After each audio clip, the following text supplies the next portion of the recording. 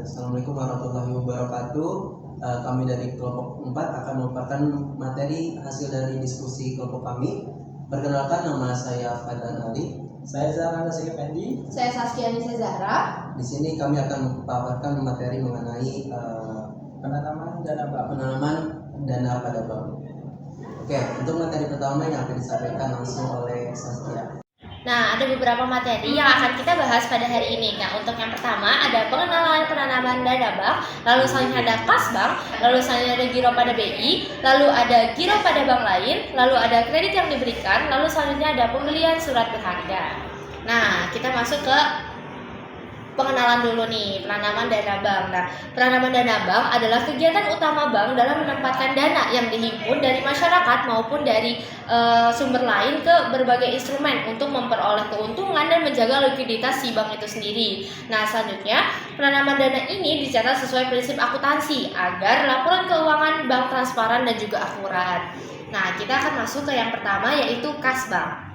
Nah, kita mulai dari pengertian kas itu sendiri, yang dimana kas adalah uang tunai yang ada di bank, yang dimana tuh memungkinkan bisa aja si kas ini tuh ada di brankas si teller maupun ada di kas besar yang digunakan untuk melayani transaksi harian seperti setoran tunai nasabah, dan terus juga pembayaran kewajiban atau transaksi antar bank. Nah, ada karakteristik dari kas itu sendiri. Yang pertama, ada sangat liquid, yang dimana dia tuh merupakan kas ini bisa langsung dipakai gitu tanpa harus ada proses apapun. Nah, selanjutnya ada juga yang kedua, ada tidak menghasilkan pendapatan bunga. Lalu selanjutnya ada jumlahnya tidak boleh terlalu besar, karena apabila suatu bank itu memiliki kas yang sangat besar, itu akan membuat rugi si bank itu sendiri.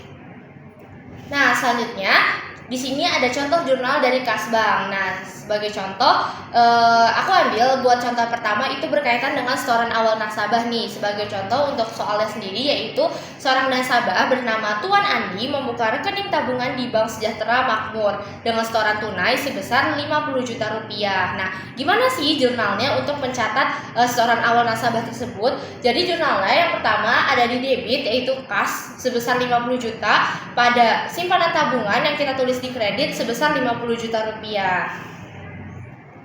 Nah, selanjutnya ada remise nih yang termasuk juga berkaitan dengan di kas bank. Nah, remise sendiri adalah pengiriman uang secara fisik dari satu bank ke bank yang lain atau dari satu cabang ke cabang lainnya. Nah, biasanya remise itu sendiri dilakukan antar cabang suatu bank. Jadi dalam kelompok suatu bank yang sama tapi ke cabang lain nih. Sebagai contoh, kita ambil yaitu ada Bank Omega cabang Jakarta mengirimkan uang secara fisik sebesar 500 juta rupiah secara tunai kepada Bank Omega cabang Bandung, disebabkan si Bank Omega cabang Bandung ini memiliki kekurangan likuiditas, jadi memerlukan tambahan likuiditas, dan akhirnya dia tuh membutuhkan dana dari cabang bank lainnya. Yaitu kita akan membuat jurnalnya baik di Bank Omega cabang Bandung maupun di cabang Jakarta. Nah, buat jurnal yang pertama ada di jurnal di Bank Omega cabang Jakarta sebagai pengirim. Nah, untuk debitnya sendiri itu ada RAK cabang Bandung sebesar 500 juta rupiah pada kas yang kita tulis di kredit di 500 juta rupiah.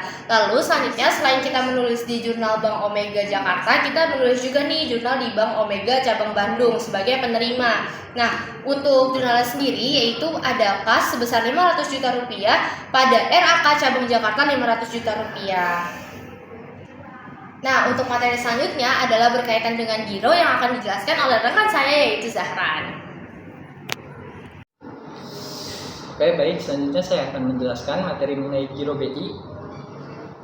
Nah, apa sih itu giro BI? Giro BI itu atau yang bisa kita kenal atau bisa disebut juga sebagai giro wajib minimum adalah simpanan minimum yang wajib dipelihara oleh bank-bank umum dalam bentuk saldo di rekening giro mereka di Bank Indonesia. Nah, tujuannya apa sih adanya giro BI ini? Yang pertama, untuk menjaga likuiditas perbankan agar tetap sehat.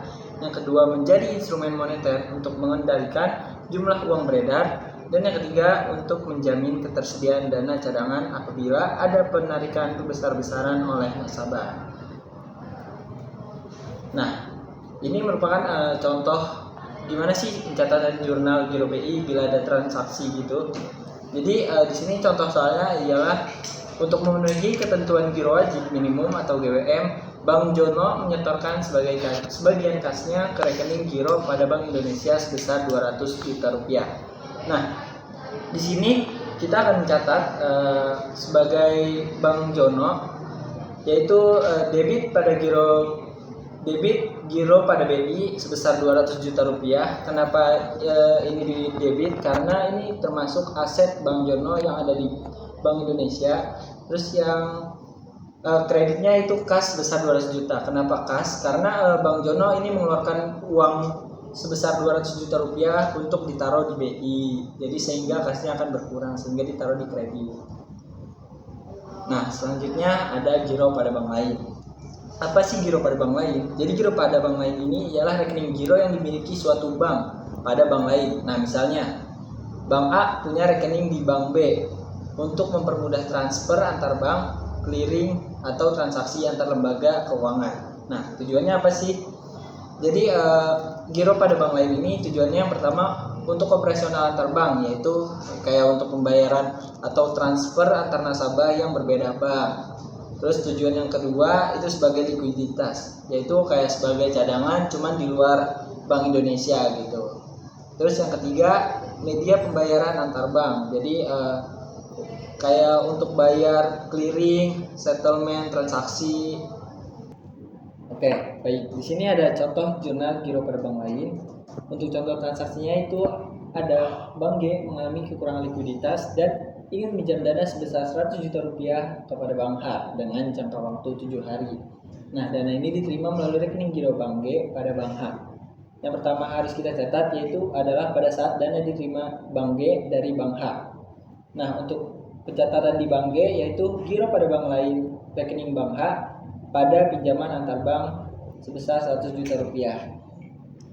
Terus pencatatan di Bank H itu adalah pinjaman antar bank pada giro pada bank lain rekening Bank G sebesar 100 juta rupiah. Selanjutnya yang kedua adalah saat pinjaman plus bunga dibayar kembali. Nah, di sini asumsinya adalah bunganya sebesar 2 juta rupiah. Maka pencatatan pada saat di Bank G ialah pinjaman antar bank dan beban bunga pada giro pada bank lain rekening Bank H, yaitu sebesar 102 juta rupiah. Nah, pencatatan di Bank H ialah giro pada bank lain rekening Bank G pada pinjaman antar bank dan pendapatan bunga sebesar 102 juta rupiah. Nah, untuk selanjutnya ialah materi kredit yang diberikan akan dijelaskan oleh rekan saya yaitu Saskia Nisa Zahra. Oke, untuk materi selanjutnya adalah berkaitan dengan kredit yang diberikan.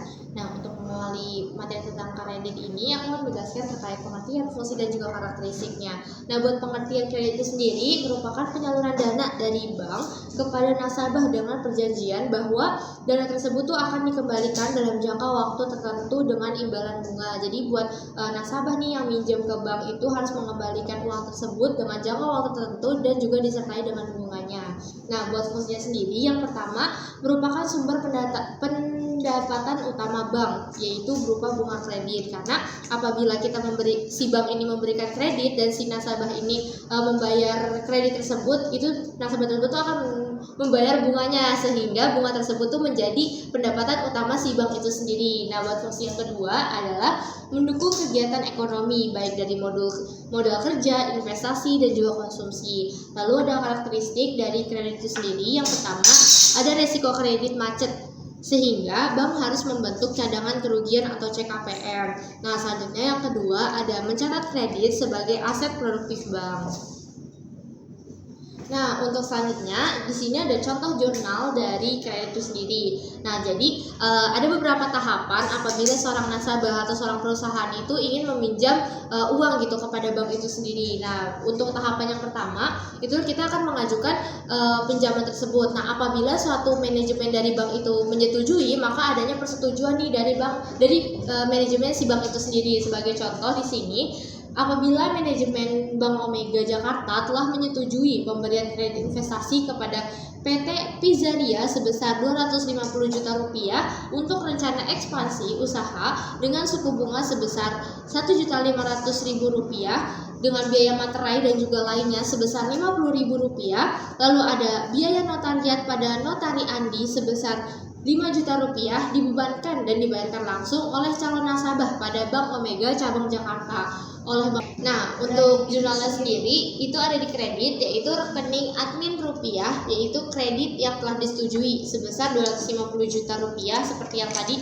sudah dijelaskan dan ada pada soal, yaitu menyetujui pemberian kredit investasi kepada PT Bizaria sebesar 250 juta. Maka ditulis nih komitmennya di dalam jurnal, yaitu di kredit sebesar 250 juta rupiah. Nah, kita juga ada catatan kalau misalnya catatan komitmen ini tidak mempengaruhi kas bank secara langsung. Jadi kita ada menulis si komitmen itu sendiri.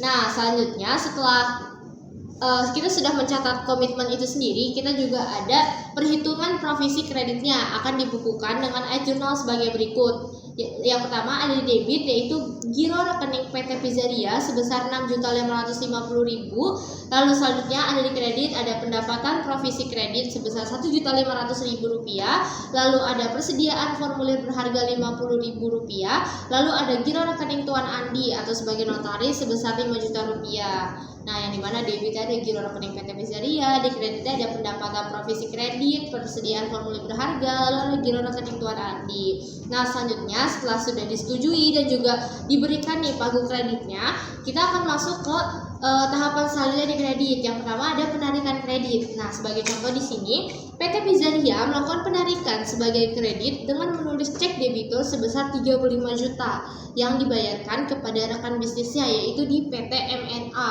Nah, cek tersebut kemudian disetorkan nih melalui Bank ABC Jakarta dan masuk ke Bank Omega Jakarta melalui proses clearing. Nah, jadi jurnal yang kita tulis yang pertama ada debitur rekening PT Bizaria sebesar 35 juta rupiah pada Bank Indonesia Giro, yaitu sebesar 35 juta rupiah.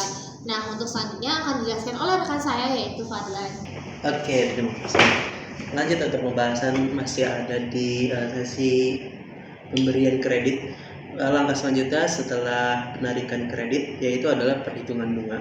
Nah, kenapa ada perhitungan bunga? Salah satu penanaman dana dari si bank itu didapati dari bunga yang telah diberikan melalui kredit kepada entah itu masyarakat ataupun ke bank lain. Nah, dalam kasus ini yaitu PT Bizaria memiliki saldo kredit outstanding sebesar 35 juta rupiah di Bank Omega Jakarta. Nah, sampai akhir bulan tidak ada penarikan atau mutasi tambahan, artinya ya tetap segitu gitu, nggak ada penambahan saldo sama sekali. Nah, sehingga bank menerapkan suku bunga kredit tahunan sebesar 28%. Nah, kita langsung saja masuk ke perhitungan, yaitu dapat dihitung nih bunga selama 30 hari atau 1 bulan, yaitu sebesar 35 juta yang tadi dimiliki oleh si Bank Omega Jakarta sebesar 35 juta, kemudian dikali 28%. 28% itu adalah suku bunga per tahunnya gitu teman. Nah, kemudian dikali 30 hari, ini 30 hari dibagi 360, itu artinya jumlah hari dalam 1 tahun. Ya, nanti kalau misalnya diakumulasikan akan mendapatkan jumlah 816.000 rupiah. 866.067 rupiah. Nah, kalau misalnya ada metode yang digunakan oleh bank itu ada 2. Yang pertama itu ada metode accrual basis, yang dimana di bagian debitur tunggakan bunga kepada rek PT Bizaria sebesar 816.667. Itu hasil dari yang telah dioperasionalkan perhitungan sebelumnya. Nah, untuk kredit sendiri yaitu pendapatan bunga debitur ya totalnya sama 816.667 rupiah. Nah, itu adalah metode yang digunakan oleh bank, yang dimana metode tersebut bernama accrual basis. Sebenarnya ada satu metode lagi yang bisa digunakan oleh bank dalam mencatat transaksi ini, yaitu dengan menggunakan metode cash basis, yang dimana pada kasus ini rekening administratif di bagian debit itu dicatat sebagai rekening administratif pada tunggakan bunga PT Bizaria dengan nominal 816.667 rupiah. Nah, kenapa di sini ditulis hanya di debit tidak ada kredit? Karena pencatatan ini hanya ditulis di bagian administratif saja, jadi nggak dianggap sebagai aset ataupun pendapatan. Nah, bisa saja dicatat, tapi itu kalau misalnya nasabah sudah melakukan proses pembayaran. Kita lanjut. Nah, di sini kita ada pelunasan bunga. di mana PT Bizaria memiliki kewajiban bunga sebesar Rp816,66,7.000 atas kredit outstanding yang dimilikinya di Bank Omega Jakarta. Untuk melunasi bank tersebut, PT Bizaria menyerahkan cek bank XYZ Jakarta. Nah, dalam metode perhitungan menggunakan accrual basis, di debit ditulis Bank Indonesia Giro sebesar Rp816,66,7.000 dan di kredit yaitu debitur tunggakan bunga pada PT Bizaria dengan nominal yang serupa. Kemudian itu untuk accrual basis, ada metode yang cash basis yang satu lagi yaitu di debit dicatat sebagai Bank Indonesia Giro atau BI Giro dengan nominal yang sama. Kemudian di bagian kredit ada pendapatan bunga pada debitur sebesar Rp816,66,7.000. Nah, kemudian rekening administratif yang sebelumnya digunakan untuk mencatat bunga harus dihapus. Nah, yang tadi itu di kredit ya, rekening administratif pada tunggakan bunga PT Bizaria sebesar nominal yang serupa. Bisa dicatat kalau nasabah sudah melakukan pembayaran. Nah, di sini kita masuk ke pelunasan pokok pinjaman. Setelah bunga lunas nih, PT Bizaria juga melakukan pembayaran pokok kredit sebesar 10 juta secara tunai. Nah, di dalam debit ditulis karena ini tunai, artinya di dalam debit ditulis sebagai kas sebesar 10 juta. Kemudian di kredit yaitu debitur pada rekening PT Bizaria gitu. Nah, bunga ini juga bisa dicatat dengan dua metode sama seperti yang tadi, yaitu accrual basis yang dimana bunga diakui saat jatuh tempo. Pelunasan hanya mengurangi piutang bunga gitu. Dan untuk cash basis, bunga baru diakui saat benar-benar diterima, artinya benar-benar nasabah melakukan pembayaran. Sehingga jurnal berbeda dan rekening administratif harus dihapus setelah dibayar. Pokok kredit selalu dicatat dengan cara yang sama, yaitu pembayaran mengurangi piutang debitur dan menambahkan kas bank. Gitu. Oke, setelah kita membicarakan soal pemberian kredit, kita masuk ke materi selanjutnya yaitu pembelian surat berharga. Oke. Nah, intinya surat berharga itu adalah instrumen yang sifatnya sementara. Artinya bisa dicairkan dalam waktu jangka pendek ataupun jangka panjang tergantung situasi yang dihadapi oleh bank tersebut dan dihadapi oleh perusahaan tersebut. Nah, di sini ada dua instrumen, sebenarnya ada banyak kali, cuman yang akan kita bahas itu dua. Yang pertama ada obligasi dan yang kedua ada surat berharga pasar uang atau SBP.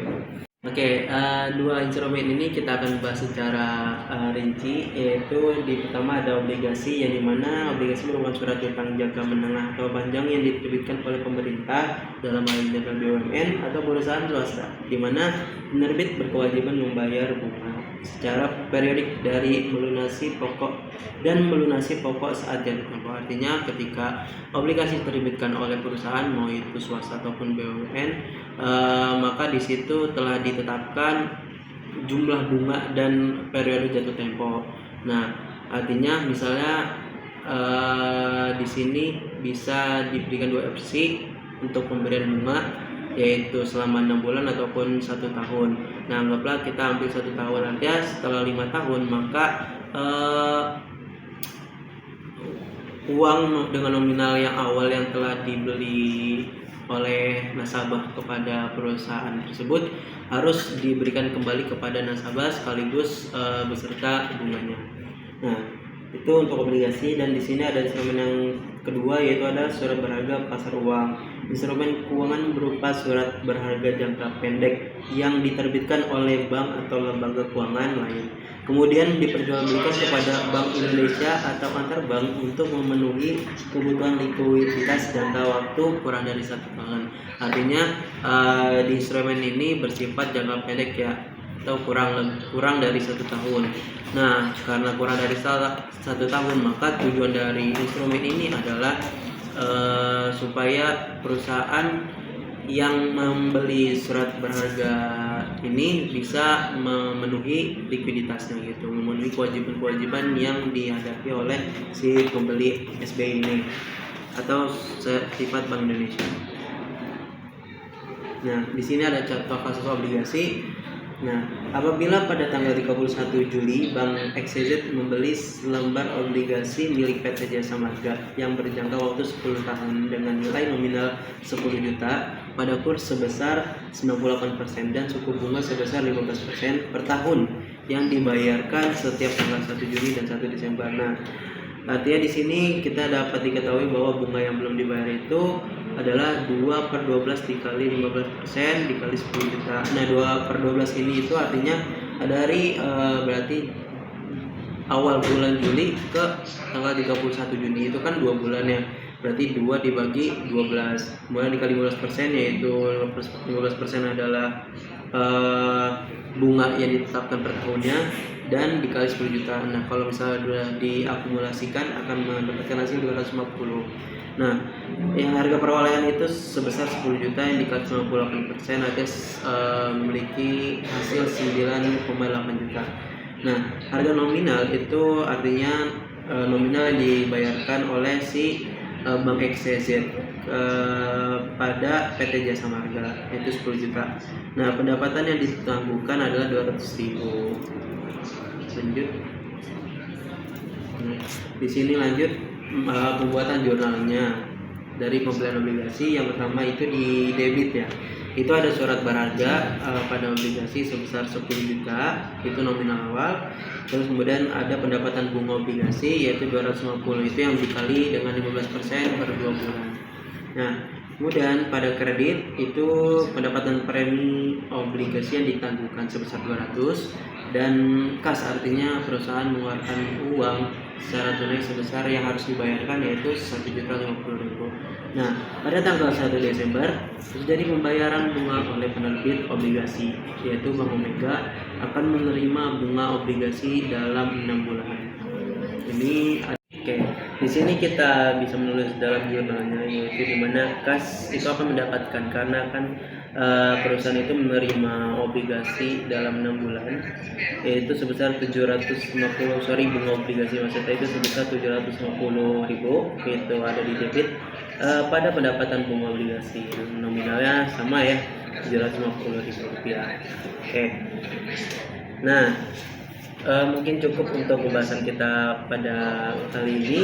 Kita masuk ke sesi kesimpulan yaitu penanaman dana bank merupakan aktivitas inti perbankan yang mencakup pengelolaan kas, giro pada Bank Indonesia, giro pada bank lain, pemberian kredit serta pembelian surat berharga. Masing-masing instrumen memiliki fungsi berbeda. Kas menjaga likuiditas harian, giro pada BI menjamin cadangan wajib, kemudian giro pada bank lain mempermudah transaksi antar bank, kredit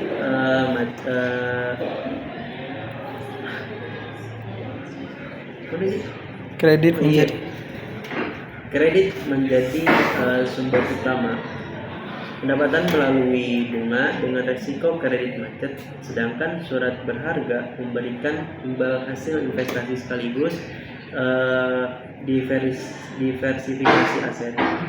Keseluruhan instrumen tersebut berperan dalam menjaga likuiditas, meningkatkan profitabilitas, serta mendukung stabilitas sistem keuangan. Terus, oke. Mungkin itu saja materi yang bisa kami sampaikan. Kurang lebihnya mohon maaf. Assalamualaikum warahmatullahi wabarakatuh.